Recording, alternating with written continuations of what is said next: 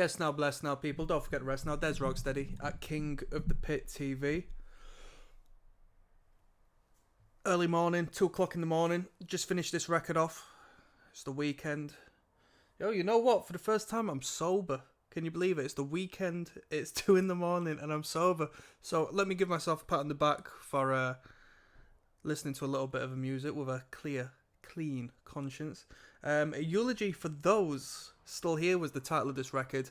It was a record put out by Counterparts not so long back in 2022. It's recommended on the Patreon by Joel, who puts me onto some of the better metalcore acts I've ever listened to, in all fairness. I was going to say I've come across, but I've not come across these records. It's Joel who's put me onto them.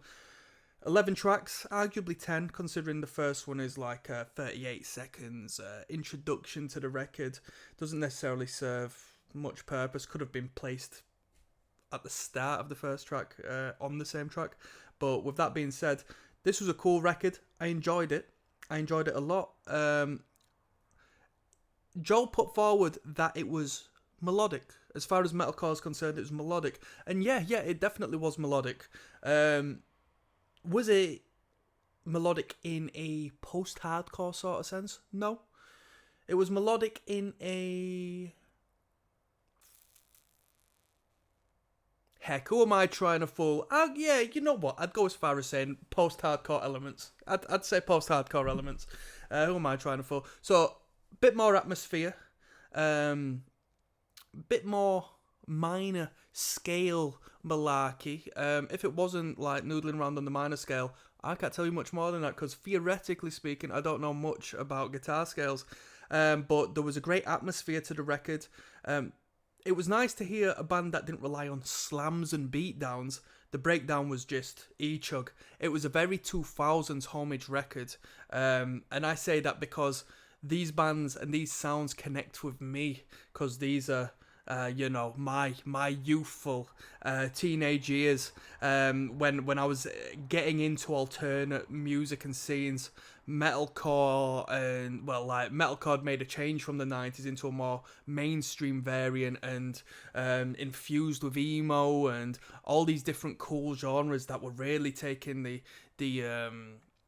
lead in like the MySpace generation, and really creating these awesome sounds. And this is definitely a visit back to them times, albeit, modernized, because we've got way more polished production and, different ideas that you might not necessarily seen as boldly back then. But lead guitarist stole the show on this record. Lead guitars were absolutely pristine, fantastic. Structurally speaking, really good. These dudes could put like blazing, nonsensical, timed moments into this work, into this project, and have them flow and have them finalize and have them come across completely natural, and just, these dudes just knew how to push the boundary a little bit without making it too eccentric, without making it too abnormal, because it still remains a good listening experience for me, the listener. And that's important. I understand bands have an outlet and bands can be as creative as they want to be, but they can cut out a lot of the market, they can cut out a lot of the fan base by doing that, because if I can't follow it, you make me feel stupid, so I don't want to listen to the music. But great technical capabilities of the band. Guitar tones were really cool. Not drop tuned to like hell and back, like relatively high tuning, which was nice to hear. Drummer was really good. The drum was really good. In particular, the fills. He didn't go out of his way to show off all the time, but when he hit a nice drum fill, you could hear a nice drum fill. Vocals were really good. Great contrast between clean singing vocals and harsh vocals. Really good contrast. We had clean guitar bits in contrast to like the distorted malarkey. And fantastic atmosphere. I think the atmosphere on the record's really good. I think when it comes to the whole melodic aspect, when it comes to the whole post-hardcore aspect, that middle ground, that soft essence, that big open wall of sound space that the band can create, if not like during the clean guitar bits with the reverb drenched clean guitars. I think that's very important when it comes to this particular sound, and I'd imagine it was hard to pull off, but this band pulled it off. If I'm to rate this record, I'll give it an 8 out of 10 straight up. I'll give it an 8 out of 10. I'll give it a good rating. Not necessarily my sound, but as far as nostalgic reasons, already we're hitting a decent number purely for nostalgic purposes. Second, because like the idea that sounds like this is still like prominent is crazy to me in a very positive way. I thought it's a sound that would have died out, or at least in the 2010s. Well, not even, because I commented on like While She Sleeps and stuff like that. These bands were still, actually these bands were blooming. What am I saying? These bands were coming out of the dirt when it came to the 2010, 2011, 2012. I referenced in the listen through about plural bands. I was in the scene when the plural thing was really bloody flying. More so than ever, let's say, because I know it was a thing, but more so than ever.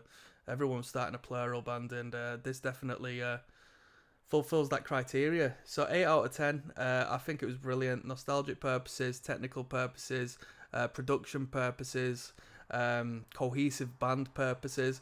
Bassist didn't really flourish too much, but that was rightfully so, because that bassist had a job, and that was to back up that rhythm guitar when that lead guitar sort of went off and did his own thing. We still needed presence, we still needed depth in the rhythm, we still needed that chunky factor, and the bassist sort of did that. Next video, we're going to see if there's a Wikipedia page for this record, and we're going to see if there's interesting facts to discuss. I'll see you there, and if I don't find one, I won't see you there. Alright, peace. Yes, now bless now. Don't forget to rest now. Quick cup of coffee, I was going to say a cup of tea. I haven't drunk a cup of tea in a long while. The Electric Age is the record we just listened to. It was recommended on Patreon by my good friend Nick. He says, Brett, you got to check out this Overkill record, and we did. And now we're just going to have a look at some background information on this record. It's very minimal, to be fair with you. Wikipedia don't have much. But with that being said, we will try to see if there's anything worth commenting on. I listened to every song track by track, and then I did a final overview and a rating, so check that out to see what my final thoughts were of the record. First and foremost, there was a historical era, the Gilded Age. I didn't even know that was a thing. I don't know anything to do with historical stuff. So in the United States history, the Gilded Age is described as the period from 70s to the 1890s, which occurred between the Reconstruction era and the Progressive era. It was named after an 87 Mark Twain novel by historians in the 1920s. Blah, blah, blah. The Electric Age is the 16th studio album by the American thrash metal band Overkill, which was released on March 27, 2012 in the US on E1 Music, and in Europe 3 days later on Nuclear Blast. E1 Music, what the hell? A New York-based indie record label and music management company. You know what? I've seen a lot of different industrial labels and management services and this, that, and the third. I've never seen E1 Music being referenced. So, it was recorded from September 2011 till January 2012. And it was at Gear Recording Studio in Shrewsbury, New Jersey. We've got Shrewsbury over here in England. Thrash metal, and it's 50 minutes long. So, it's a lengthy record.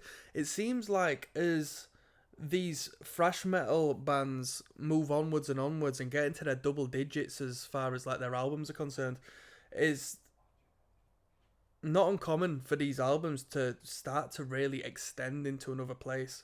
I mean, we were listening to a Exodus record and all the songs were like 8 minutes long, which was mind-blowing to me. So, label, E1 Music and Nuclear Blast. Produced by Overkill. That's crazy. Produced by Overkill. I wonder what that signifies.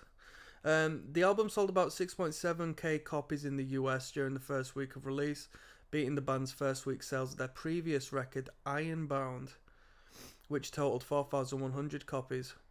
I mean, it's not great, is it? It's not great. It's not great. I don't have much to compare it to. But if you think about it and compare it to maybe what Overkill were doing back in the day, or at least what bands were doing back in the day, I would argue this band is underrated, because the quality of the music is fantastic. The Electric Age was also the first Overkill album to crack the top 100. The album peaked at number 77 on the Billboard 200, making it their third highest chart position in their career, with subsequent albums White Devil Armory and The Grinding Wheel. White Devil Armory is the 17th studio album. That was afterwards. And The Grinding Wheel is the 18th studio album. Jesus Christ, they peaked at 31 and 69 respectively. In its second week, The Electric Age sold 2,950 copies and dropped to 170 on the Billboard 200s, bringing the sales total to a little under 10,000 copies. Right.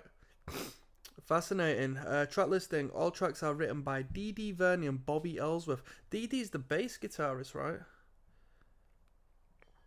A lot of people saying he was underrated in the comment section. He and vocalist Bobby Blitz are the only two original members who have remained with the band throughout its entire history. You gotta put some respect on that. Dee Dee and... who is it? Bobby Blitz as well. Dee Dee and Bobby Blitz have grinded, man, to put all these records out so frequently. You gotta put respect on that, man, because that's a lot of hard work, especially getting to the studio, recording it, getting it released through these labels and so forth, doing all the communications. That's crazy. There's actually some 2013 Deluxe Edition bonus tracks. Horoscope Live, Long Time Dying Live, Necroshine Live, and Walk Through Fire Live. We didn't listen to that, nor would we have listened to them live tracks anyway. We don't really mess around with that as far as B-sides are concerned. Review scores. All Music gave it 4 out of 5. Blabbermouth gave it 9.5 out of 10. Exclaim gave it a favourable. Metal Storm 8.9 out of 10. Metal Forces 9 out of 10. Fantastic reviews for such little sales, to be fair with you. Am I wrong in saying that that's little sales?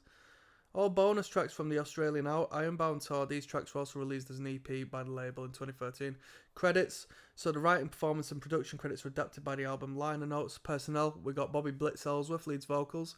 Dee Dee Verney, bass, backing vocals. We've got Dave Linsk on lead guitar.